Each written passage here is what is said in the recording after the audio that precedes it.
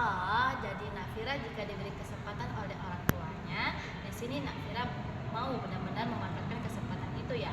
Iya, Ibu. Wah, bagus kalau begitu.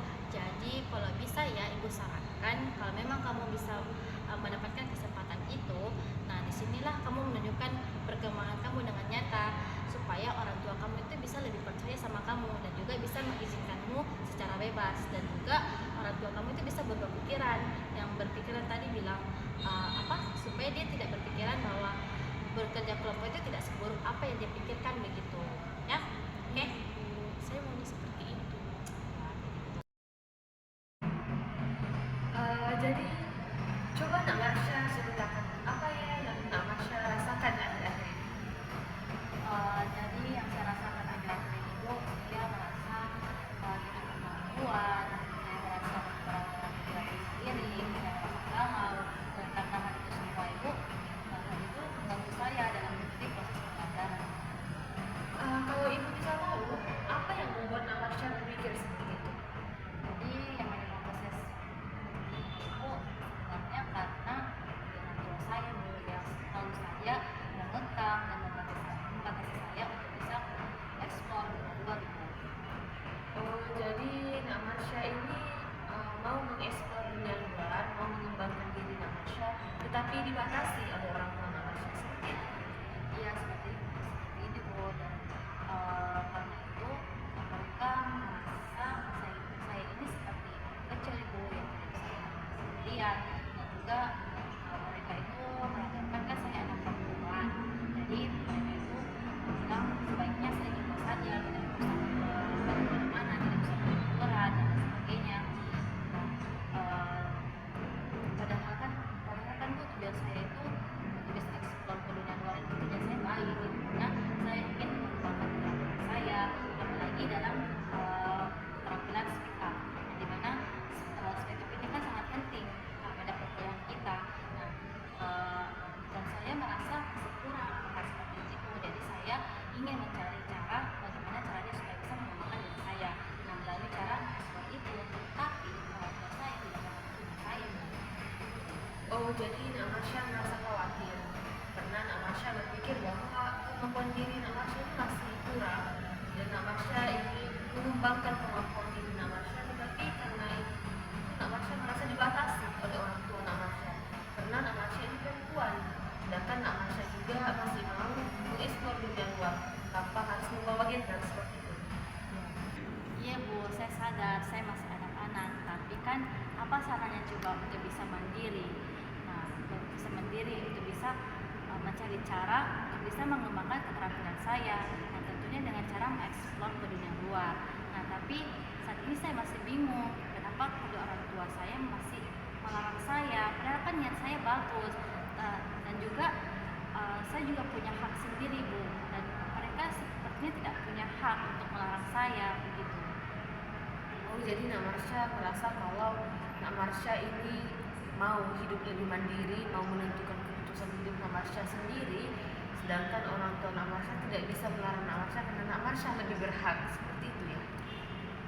Iya Bu, apalagi kan kemarin itu ada organisasi besar-besaran dan mereka itu ada open recruitment, dan saat itu saya ingin sekali masuk organisasi itu Bu, cuman orang tua saya bilang nggak usah, ini nggak usah ikut begitu dan lain sebagainya, dan hal itu membuat saya sedih Ibu, dan sampai sekarang saya masih marah sama orang tua saya karena tidak bisa memberikan hak saya sepenuhnya begitu Ibu.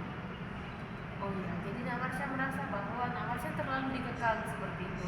Nak Marsha mau mengembangkan diri, tetapi tidak bisa. Orang tua Nak Marsha selalu membatasi Nak Marsha, mau ikut organisasi juga tidak dibisarkan. Apalagi orang tua selalu menganggap Nak Marsha ini anak-anak, terutama Nak Marsha ini cewek, sehingga tidak bisa kemana-mana sendiri, seperti itu ya. Iya Bu, seperti itu. Andaikan saja orang tua saya bisa mengizinkan saya, tentunya saya akan memanfaatkan kesempatan ini Bu. Nah, apalagi saya berusaha benar-benar mengembangkan diri saya, dan juga saya akan menunjukkan bahwa saya bisa. Tapi ya kembali lagi orang tua selalu mengangkat saya seperti itu. Ya, Nak Marsha juga menunjukkan bahwa Nak Marsha bisa ya. Iya, gitu Ibu. Seperti apa yang saya lihat sebagai observer, saya melihat konselor di sini yaitu Eliana dengan bijaknya memulai sesi dengan senyuman yang ramah. Hal itu membuat konselingnya merasa diterima dan aman untuk berbicara. Dia mendengarkan dengan penuh perhatian saat konseling mulai berbicara tentang masalah yang membebani mereka. Saya bisa merasakan kehangatan dalam cara dia menanggapi setiap kata dan ekspresi konseling.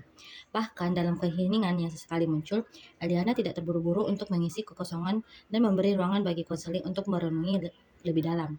Nah, ketika Eliana memulai proses eksplorasi masalah, dia bertanya dengan cermat, menggunakan pertanyaan terbuka yang mendalam.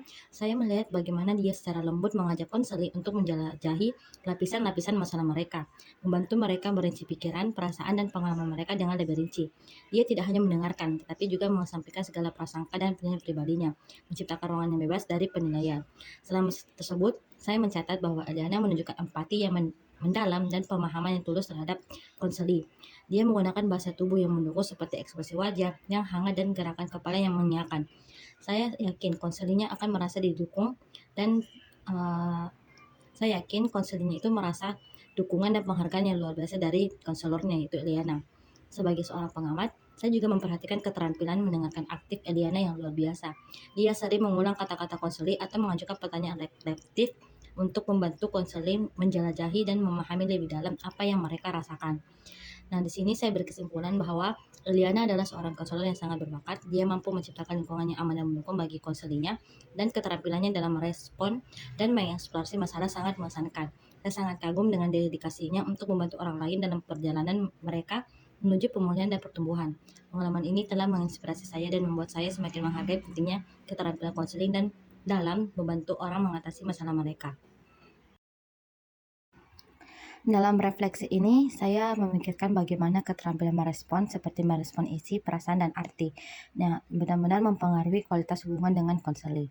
Nah, saya merasa puas melihat bagaimana penggunaan empati dan pemahaman dalam merespon perasaan konseling dapat menciptakan lingkungan yang aman dan mendukung.